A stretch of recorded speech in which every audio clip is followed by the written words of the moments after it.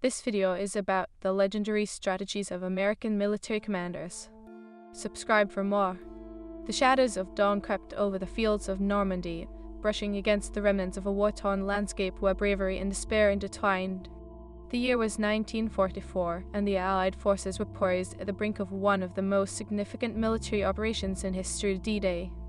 Among the commanders orchestrating this monumental offensive was General Dwight D.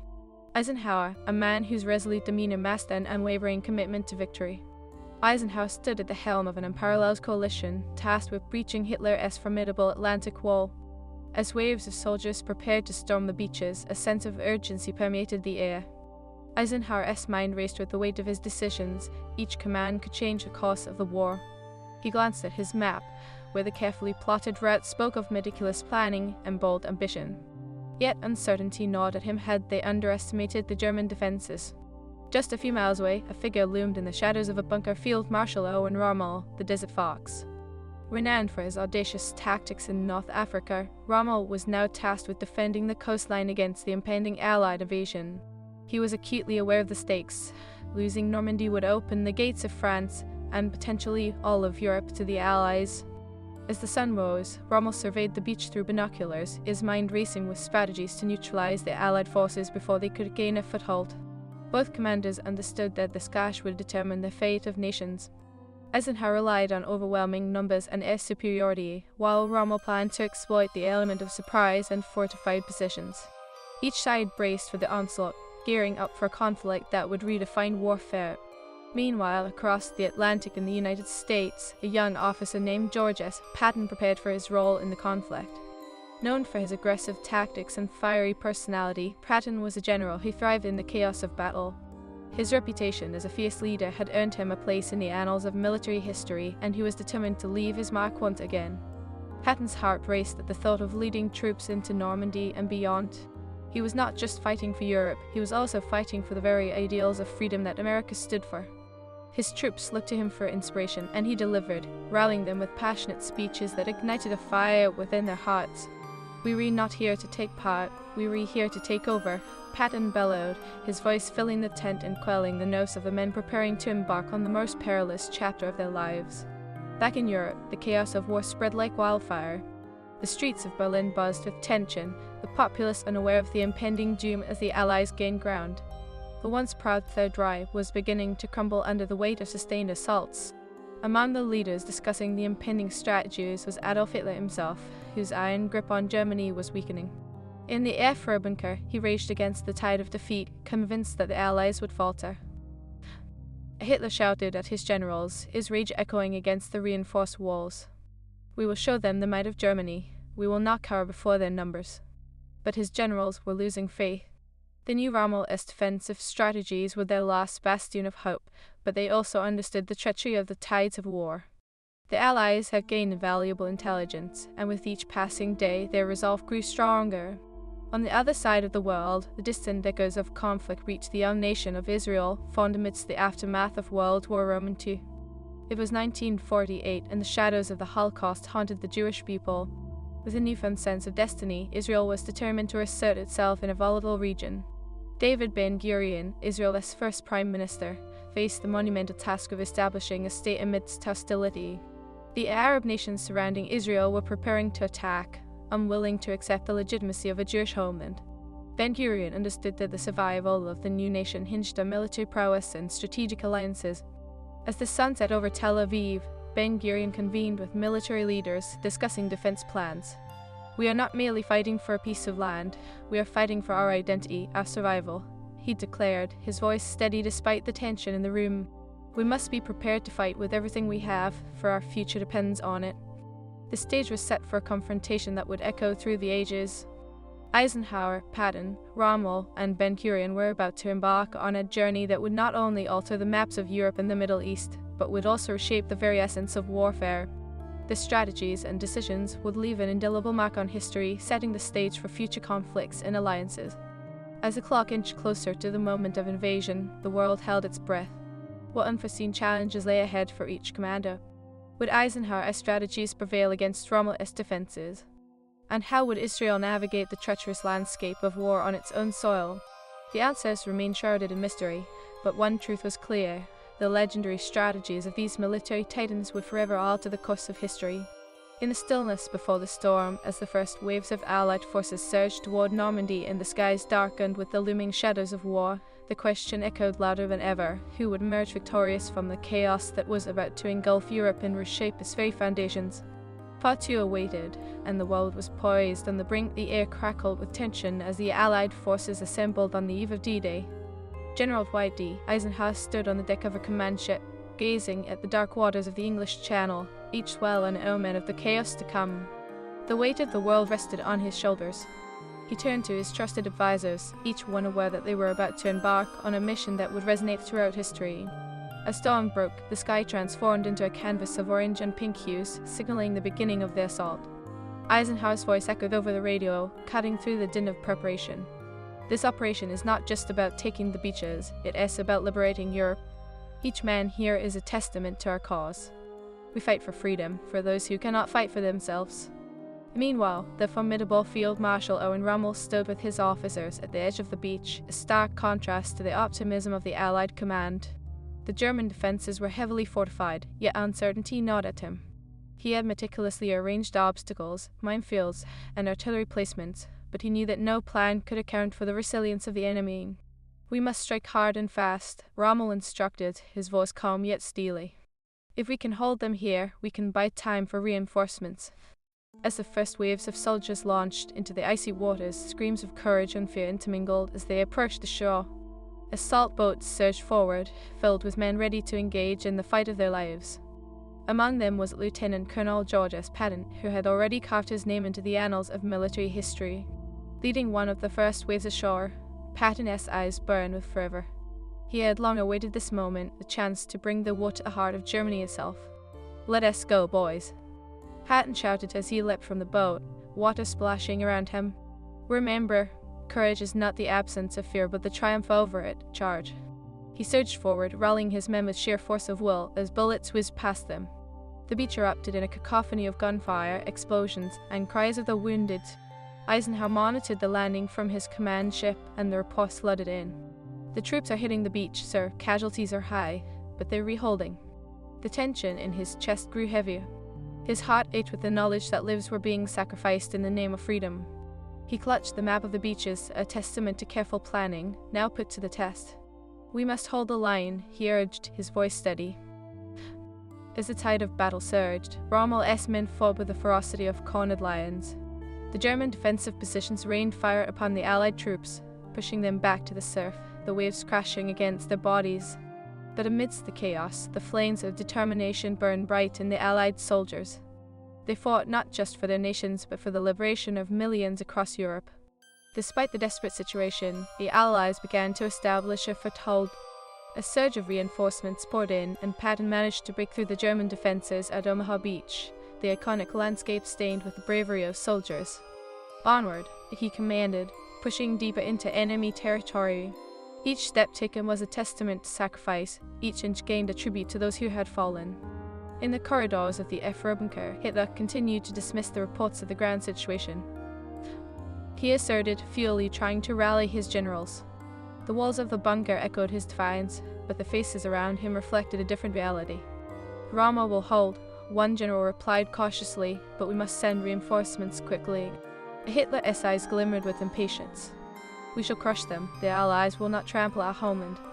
Back in Tel Aviv, David Ben-Gurion faced the monumental task of establishing a new nation amidst the swelling chaos of war. The news of the unfolding events in Europe reached him like a distant thunderstorm. The newly formed Israeli Defense Forces were on high alert, hostility loomed from the neighboring Arab states, whose leaders prepared to strike at the first sign of weakness. "We must be vigilant," Ben-Gurion told his cabinet. "Our enemies will not give us a moment of peace. The world watches us, and we must prove that we are worthy of our homeland." As he spoke, the sound of distant gunfire echoed in the streets, a sobering reminder that the fight for survival was not limited to the past but was very much alive in the present. As the Allied forces struggled against the German onslaught, the tides of battle began to shift. The weight of their collective strategies bore down on each commander. Eisenhower's meticulous planning clashed with Rommel's ingenuity, while Patton's aggressive tactics carved a path through the chaos. Yet, beyond Europe's borders, the embers of conflict sparked anew, igniting the struggles of a young nation in its infancy. Casualties mounted on both sides, and the beaches of Normandy became a brutal testament to the price of freedom. German troops stood resolute, but with each passing hour, the Allies pushed deeper into occupied territory. The remnants of Rommel's once formidable defenses began to show cracks, the tenacity of the American soldiers slowly eroding the German resolve. As Eisenhower surveyed the beachhead, a flicker of hope ignited within him. The momentum shifted, but he knew they were still far from victory. "We cannot afford to falter now," he urged his commanders. The determination in his voice ignited a fire in their hearts. Meanwhile, in the heart of Europe, Rommel made a desperate decision. He ordered a counterattack, hoping to catch the Allies off guard. "We cannot let them take our beach," he commanded fiercely, rallying his men for one last stand. "Show them the spirit of Germany." The troops prepared for an assault that could either reclaim their lost ground or lead to total annihilation. As dusk settled over the battlefield, the echoes of gunfire began to fade, replaced by the sound of strategizing leaders and the cries of the wounded. The battle raged, but with the stakes higher than ever, the world held its breath. Would Eisenhower's strategies withstand the storm of Rommel's counteroffensive? Could Patton lead his men to victory against the tide of German might? And as the tumult of war enveloped Europe, what awaited the fledgling nation of Israel in its struggle for survival? The tides of history churned violently, and the next chapter loomed large, thick with uncertainty yet ripe with potential. As night descended, the relentless dance of war continued, the fate of nations hanging in the balance, waiting for the next fateful decision to change the course of the future. Part 3 beckoned, and the world remained poised on the edge of destiny. The battle at Normandy escalated rapidly as the sun dipped below the horizon, casting long shadows across a blood-soaked beach. General Dwight D. Eisenhower's resolve solidified. He understood that the next 24 hours would determine the outcome of this fierce confrontation. His mind raced, formulating plans to respond to Rommel's counteroffensive.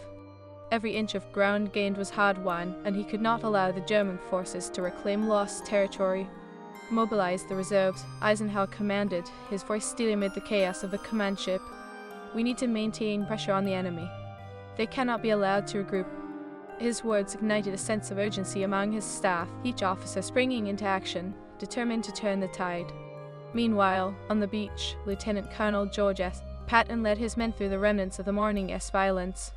The air was thick with the acrid smell of smoke and gunpowder, mingling with the salt of the sea. With each step, he felt the weight of history pressing down upon him. "This is our moment," he shouted, rallying his troops, their faces smudged with dirt and determination. "We will push past their defenses and reclaim Europe." As they advanced, the sound of artillery echoed behind them, a reminder of the fragility of their moment.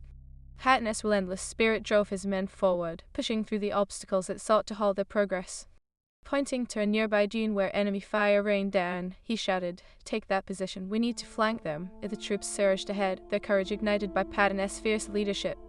One by one, they climbed the sandy hill, each soldier risking life and limb against the talons of death that gripped the battlefield. Bullets whizzed past them, but the cries of fallen comrades urged them on. They roared, uniting their voices against the cacophony of war. In the command bunker, Field Marshal Owen Rommel anxiously observed the front line. His counteroffensive had stalled, and the Allies were digging in deeper. Sweat dripped down his brow as he considered his options. Rommel's mind raced. He knew that if he did not regain control soon, the entire operation could collapse. "Prepare the Tiger tanks. We'll launch a surprise attack under the cover of darkness," he ordered, his voice laced with urgency. "We must drive them back. If we do not, this beach will be our grave." His officers nodded, their faces grim yet resolute. They understood the stakes. Failure meant not only defeat, but a potential end to the war in Europe. As the German divisions regrouped, the darkness of night enveloped the battlefield. The only sounds were the distant cannon fire and the shallow breaths of soldiers bracing for the impending storm. Eisenhower, aware of the enemy's impending assault, gathered his commanders for a tactical briefing. "Rommel will strike tonight. We must be ready," he warned, laying out his strategy to fortify positions along the beach. "We will use the element of surprise to our advantage as well. We have intelligence on their movements."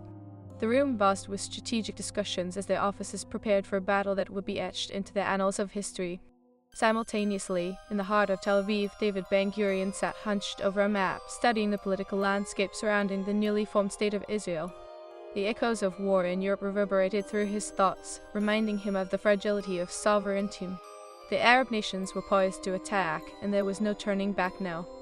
We must be ready to defend our homeland, Ben-Gurion asserted, determination etched into his features. This is more than a fight for land, it is a fight for our very existence. His cabinet nodded in agreement, knowing that the future of their people hinged on their ability to withstand the coming storm. As the night deepened, the atmosphere on the Normandy beaches shifted. The German forces unleashed the counterattack, roaring up the dunes with the thunderous growl of Tiger tanks. The ground shook beneath the Allied troops, who scrambled to their positions. Fall back. Hold the line. The Patton shouted as he coordinated with his commanders to regroup in the face of the onslaught. The German tanks got through the night, their silhouettes ghostly against the flickering flames of war. The Allies fought back fiercely, rifle fire spitting in defiance of the encroaching tide. But the German advance was relentless. Men shouted commands, and the ground erupted as explosives tore through the sand. Onward, oh! Patton roared, determination surging through his veins. He dashed forward, rallying his troops. We will not yield. We will fight until our last breath. The resolve in his voice ignited a flame of defiance among the soldiers. They pushed forward, joining him in a charge toward the advancing German lines. In the command bunker, Eisenhower monitored the chaos unfolding above ground. He clenched his fists, his heart racing as reports of casualties flooded in. He commanded, his voice beaming through the chaos, the determination to hold Normandy strengthening with each rising wave of combat. But just as the tide seemed to shift, a deafening explosion marked the beach, sending shockwaves through the Allied lines. The earth split beneath them, and chaos descended. Rommel's tanks had burst through, and with them came the fury of a counteroffensive. Smoke billowed in the air, obscuring visibility, and panic threatened to sweep through the ranks. Stay calm. Focus on your training. The Patton barked, striving to maintain order amidst the turmoil. He fought against the chaos, shouting orders, driving his men through their fear as they pushed against the tide threatening to drown them. Across the ocean, in the heart of Israel, the looming specter of war gripped Ben-Gurion and his government. The tension in the air was palpable as they awaited the inevitable strike from neighboring foes. The newly formed Israeli Defense Forces were preparing for battle, men and women alike ready to protect their homeland. We will not allow history to repeat itself, Ben-Gurion declared, his voice resolute. Every soldier, every citizen must stand united. Our fight will be for our future. The words echoed through the room, a rallying cry against the dark shadows of history. Back in Normandy, the battle raged on, the Allies struggling to regroup against the onslaught of Rommel's ferocity. Bullets rained down like hail, and the cries of the wounded filled the air, mingling with the thunder of artillery. Eisenhower watched as his line fluctuated, desperately clinging to the hope that dawn would bring a new chance for victory. He yelled into the radio, determination etched in his features. We will not be broken for every man lost. We will fight harder. As the night wore on, both sides clawed for dominance, the beach a battleground of ideals and desperation. The struggle for Normandy would define not just individual victories or losses, but the very essence of freedom itself. With the first glimmers of dawn breaking over the horizon, a new chapter loomed large. Would Eisenhower's meticulous planning withstand the tenacity of Rommel's counteroffensive? Could Patton's fierce resolve carve a path through the encroaching darkness? And in the face of imminent threat, how would Israel navigate its own perilous journey toward survival? The answers beckoned just ahead, shrouded in a mist of fate and determination as the tides of history surged onward. The world held its breath, awaiting the next unfolding of destiny. With the dawn's first light washing over Normandy, the battlefield revealed a haunting landscape of destruction and determination. The air was thick with the scent of gunpowder, and the cries of wounded men echoed from every corner of the beach. General Dwight D. Eisenhower stood firm in his command, eyes scanning the horizon, where the remnants of last night's chaos mingled with the soft hues of morning. Hope flickered like the flames still smoldering in the distance, urging him to act decisively. Eisenhower barked, his voice cutting through the din of chaos. Officers rushed to him, breathless from the frenzy of the night's assault. The Germans are regrouping, sir. They've brought in reinforcements. Rommel is preparing for another strike, one officer relayed, urgency etched in his features. Eisenhower felt the weight of the moment pressing heavily on his shoulders. We must hold our gains and prepare for their advance. Reinforce the flanks. I want artillery set to target their expected positions. As his orders rang out, he felt a surge of adrenaline, a silent pledge to the men on the beach fighting for their lives and for the liberation of Europe. Meanwhile, Lieutenant Colonel George S. Patton, his spirit unyielding, was already preparing his men for the inevitable clash. "Listen up," he shouted, gathering his troops around him. "Rommel thinks he has us on the ropes, but we will show him the heart of America. Ready your weapons. We will not yield an inch." His voice, a blend of fervor and authority, ignited a fire within his battalion. They were not just fighting for territory, they were fighting for freedom, for the legacy of generations before them. As the sun climbed higher, illuminating the chaos, Rommel paced within his bunker, contemplating his next move. The counteroffensive had been costly, but he knew that if they could strike decisively again, they might regain control of the beach. "We'll hit them hard at dawn," he ordered, his voice calm despite the storm of anxiety swirling in his chest. His officers nodded, aware that each moment counted in this high-stakes game of war. Back in Tel Aviv, David Ben-Gurion was also engaged in a battle of strategy, one that would define the future of Israel. The news from Europe weighed heavily on him, serving as both a cautionary tale and an inspiration. The Arab nations were massing at the borders, and he could feel the tension rising like a dark cloud threatening to unleash a storm. "We must not only prepare for conflict, but also forge alliances," Ben-Gurion insisted as he addressed his cabinet. "Our survival depends on the support of those who recognize our right to exist. Who can we trust in this volatile region?" one cabinet member questioned, concern etched on his face. "Those who share our values, who understand the price of freedom," Ben-Gurion replied resolutely.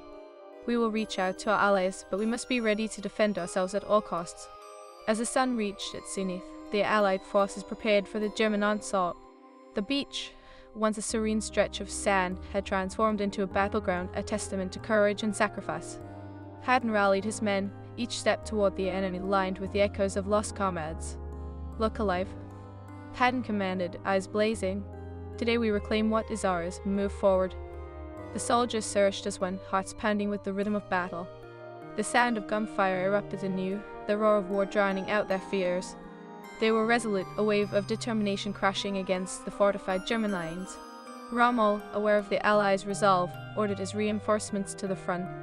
"They think they can take our land, but we will not allow it," he shouted, steeling his men for the impending conflict. "Hold the line, and if we must die, let it be among our brothers." The clash ignited once more, bullets flying like angry wasps, each side pushing against the other.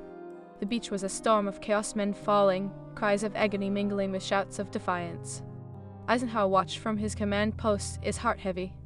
"We will prevail, we must," he murmured as officers rushed around him, relaying vital information. As the battle waged, the tides of war ebbed and flowed. Patton's troops, bolstered by reinforcements, began to push the Germans back.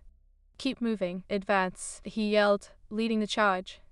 They fought ferociously, inch by inch, reclaiming the beach from the grip of despair. With every German line that fell, the hope of liberation surged brighter. But Rommel, ever the tactician, saw an opportunity amidst the chaos. He ordered a flanking maneuver, hoping to catch Patton's forces off guard. As artillery unleashed a barrage of fire, the ground trembled beneath the weight of desperation and resolve.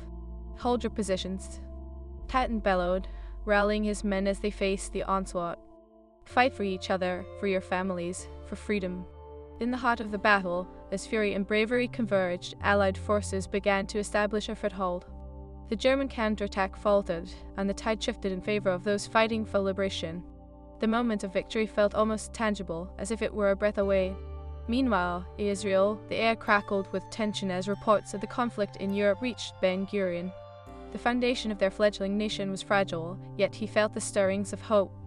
"If the Allies are successful, it will embolden us," he remarked to his cabinet, determination etched in his features. "Their victory must be ours too." These turned into nights of relentless warfare as the Allies continued to push through. They had reclaimed the beach, but the fight for Europe was far from over. Each victory marked a step toward liberation, yet the shadow of war hung heavy. Eisenhower, now more resolute than ever, devised strategies for further advancements into Europe. The liberation of France began to look like a possibility rather than a distant dream. As the dust settled on the beaches of Normandy, the realization of what was achieved began to dawn. Eisenhower stood atop a coastal bluff, overlooking the scene of destruction and courage. "We have taken the first step," he whispered to himself. The path ahead remained fraught with challenges, yet the spirit of the Allied forces was unbreakable. On that same day in Tel Aviv, Ben-Gurion prepared for the fight of their lives. The Arab nations would not wait, and they needed to be ready. In his heart, he felt a sense of unity forming among his people, a collective determination that would soon be put to the test. The trials of the past had forged a spirit of resilience, and they would not stand down. As the Allies pressed forward, the war began to shift in the favor of those fighting for freedom, while in the Middle East, the new nation of Israel prepared for its own inevitable conflict. The legendary strategies of Eisenhower, Patton, Rommel, and Ben-Gurion were not just about battles fought and territories claimed. They were about ideals, about the fight against oppression and the struggle for existence. In the final throes of battle, as the Allied forces advanced deeper into France, they carried with them the weight of history, a history forged in blood, sacrifice, and an unyielding quest for freedom. The stakes were high, and the outcomes uncertain, but one truth remained. The legendary strategies and indomitable spirits of these leaders would echo through time, shaping the narratives of nations for generations to come. As the dust of war settled, the world could only watch, breath held, as the tides of history continued to turn.